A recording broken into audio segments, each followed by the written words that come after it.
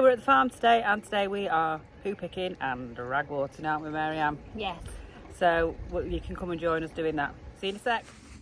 So today we are ragworting, like we said. This is a young ragwort here.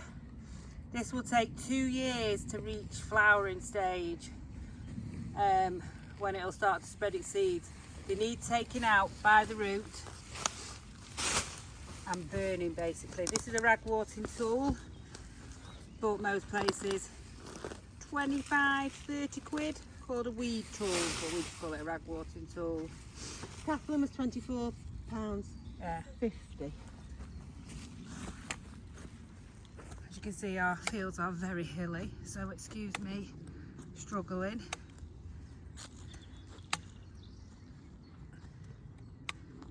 Just going over to find a bigger one for you. Here's a big one. Here's a big one. There you go, they're taking a big one out. As you can see, they are wearing masks and gloves. This is essential because it can be quite harmful to you. It can kill dogs and it will kill horses. If you do touch it with your bare hands, please wash your hands afterwards. To dispose of it, should be burnt. But I was reading that it can be sealed in a bag and put into landfill. Don't quite like that idea myself. I'll let you decide what you want to do. We tend to burn it. So this is what we're doing today. It is essential that you get this stuff out of your fields. And don't leave it to everybody else to do it. And yeah, do it as a team. Don't leave it for everyone else to do it, like Philippa was saying.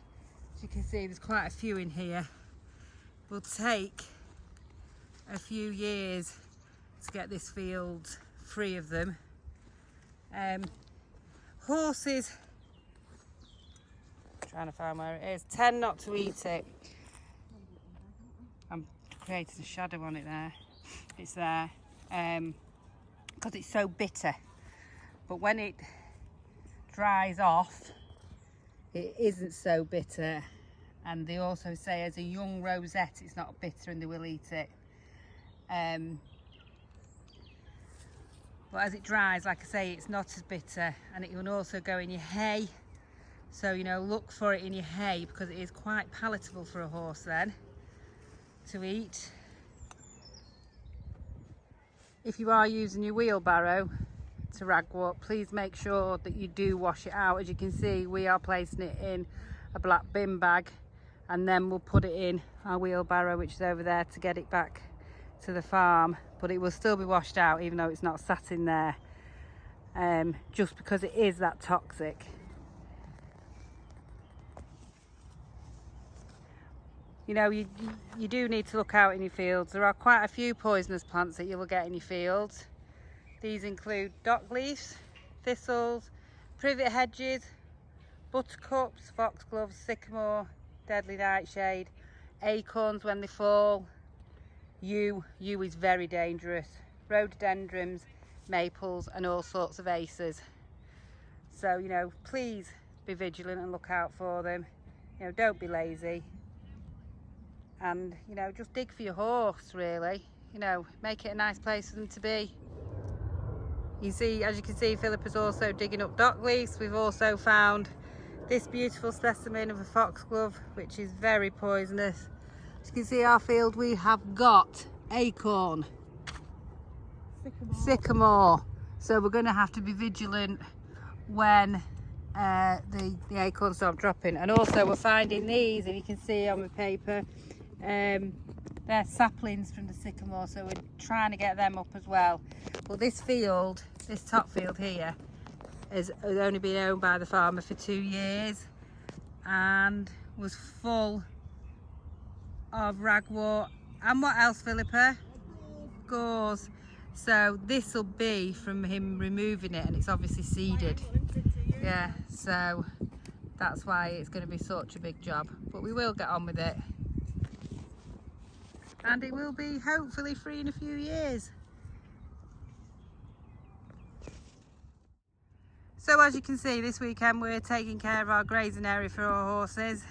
You can see we're poo picking. Why poo pick a field, you may ask? Well, lots of reasons really. Number one, I would say every blade of grass is important and essential to your horses, and having poo on it makes it sour. We've got quite a few acres here, but where Daisy came from, she was only on an acre, and one year we poo picked it completely and there was no sour grass at all. Every blade had been eaten. The next year I was trying to poo pick it on my own, and yes, as Philip was saying, there was 9 horses. It was a bit of a small field, but I tried to poo pick it on my own and I couldn't keep up with it. And I'm not joking, half of the field was sour grass at the end of the season. It was ridiculous. Now, an average horse poos out about 8 poos per day, say from 7 till 6, you know, roughly 12 hours, they'll do 7 or 8 poos. So, you know, you could go in and pick up your poos daily, or you could go in and do a wheelbarrow and a half. Did we work it out at? One wheelbarrow holds 30 poos. Yeah, one wheelbarrow, well, our blue wheelbarrow holds 30 poos. So you could go in just at weekend and pick them out, you know. So it's and 49 poos or 56. yeah, so like Philip was saying, it's either 49 poos or 56. So it's not hard, and it's just making it, like I say, the grass isn't going sour, because if you've got poo over the grass, it's not getting the air to it, it's not going to grow, is it? So then your horse isn't going to have something to eat. Another reason, worms. Yes, worms will live in the poo. They will then migrate into the grass. The horse will then eat them, hence your horse then getting worms, not poos, getting worms. So it helps, you know, control your worms. You're never going to eradicate worms completely, but it does help if you control the poo picking. You know, because if your horses have worms, you're going to know, because it'll lose weight, have loss of condition, you know, and eventually worms, fortunately, can kill your horse if you're not careful. So you've got to be careful. You can do observations on your field when you're poo picking, so you can look at your fence perimeters, see if there's any bald patches, check for fences that are damaged, poisonous plants like we will be doing. You know, so it's got a few benefits, poo picking. It controls the flies in your field. As you know, if you've got a pile of poo or shit, you've got flies around it. Horses don't like these, and they get bitten by them.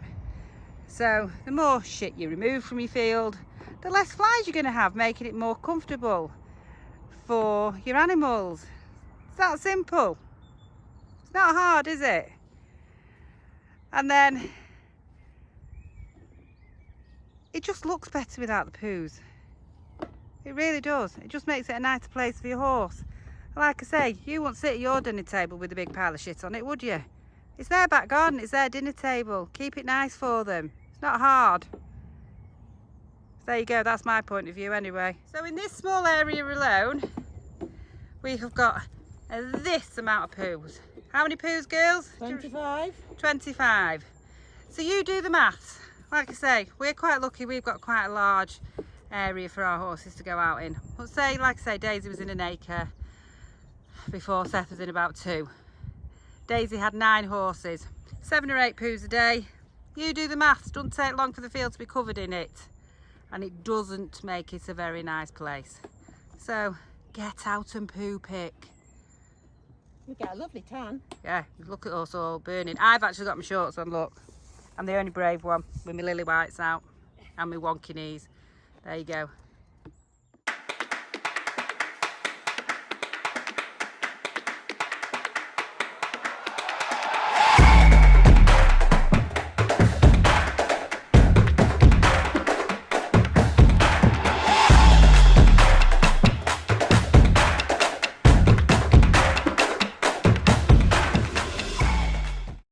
Today Daisy is having her tail washed. We're trying this shampoo, which has been recommended for me.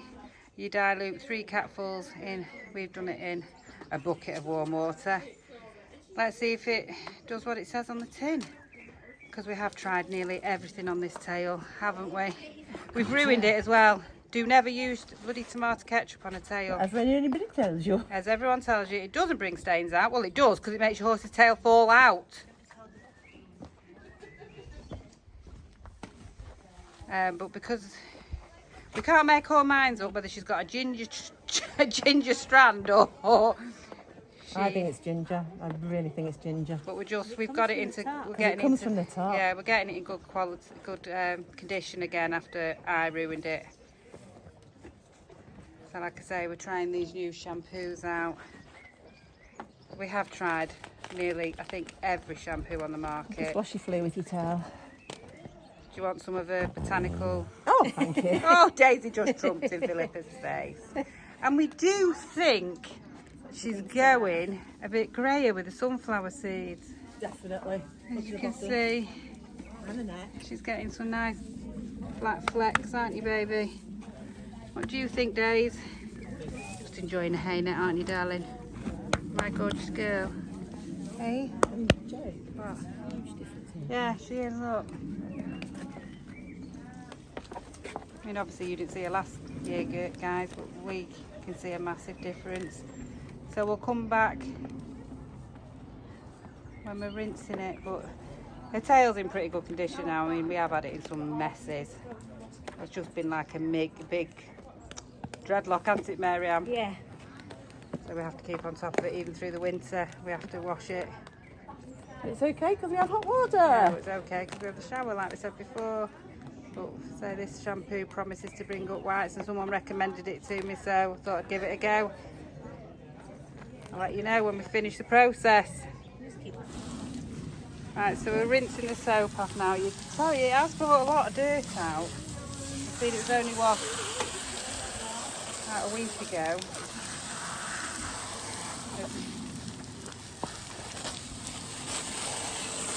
Just making sure we get all the soap off the dock so it doesn't irritate her.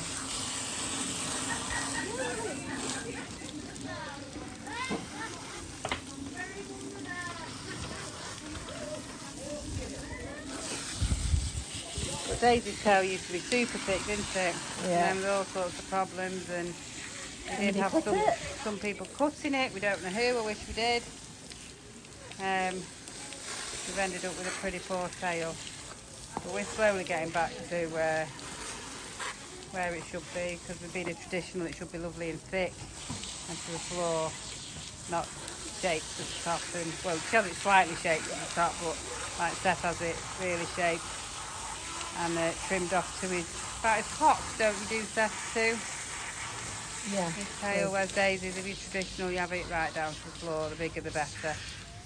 But her maid's fabulous, but her tail just it's always a bit of a letdown. But we have found the less we do to it, the better it looks.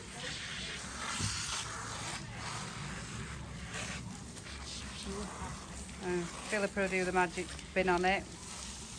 I'm going to put some detangle spray in it as well. I just go and get that, so come with me.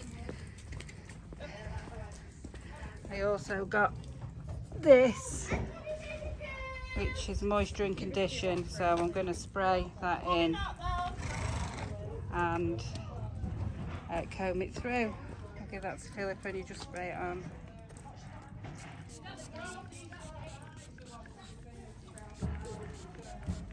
I've got a brush somewhere, but God knows where I've put it. There I am.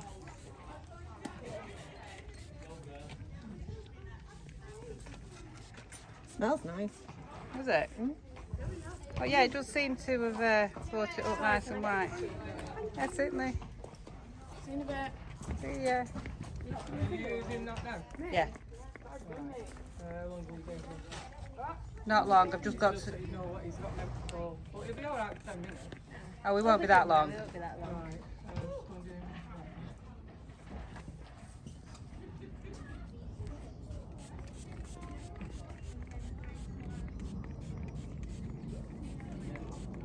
Okay, there we go. I'll just give it a brush through. Try not to brush your traditional tails too often because they do pull them out. When it's dry, we just go through with our fingers, really. But that does seem to have made it clean, doesn't it? Yeah. We are using this to wash Daisy's bottom area because she's had such a problem with seasons because of a rig on the other farm where she didn't stop being in season for nearly a year. She gets sores, so this has been recommended to us. You add a capful to a litre of water and wash the area, don't rinse it off. And it seems to be working. We've tried it once and it looks a lot, doesn't look as angry anymore. And we've also got the cream, which is here. Do you understand what it does? It's water-based, it's tea tree oil and oil of lavender. So she's going to... It's just a natural herbal soothe remedy. it. So we're trying it and we'll let you know in a few months whether it's working. So yeah, just a capful in the bucket. And it smells lovely. It smells delightful. I'd shower in it and then we're just going to wash the bottom with it. Sorry Daisy, got your lady bits on camera, but you see she's quite pink under there as well. But she was really scabby, and the scabs seems, have they gone, Philippa? Yes. Yeah, the scabs have gone, which really essentially keep your mare nice and clean down here. You wouldn't like to have a dirty bottom, would you? Let's be honest. Sorry Days. She's not bothered with this end, but others. Cream is near the shower, and then I say we just put a thin layer of cream on, just leave it on. It's dead thin, careful, I was quite shocked at how thin it was. And then just apply the cream on. And do it down the creases. Yeah, do it down the creases. I'm surprised she's not squirting, but And again, it's a lovely mixture of tea tree and lavender smell. it's soothing There you as go, well. good girl. There you go, now she can go in for a tea. Thanks Days.